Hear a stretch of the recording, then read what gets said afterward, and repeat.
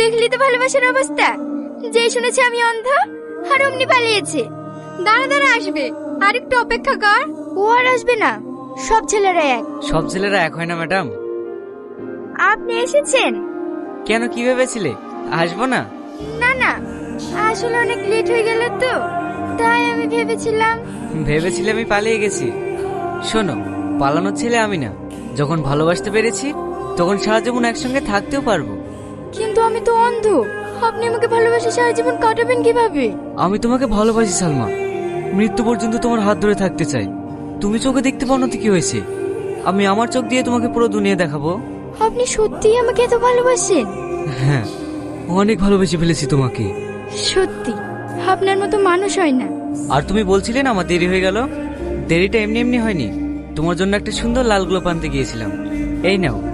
আমার কাছে কি বা লাল কি বা কালো।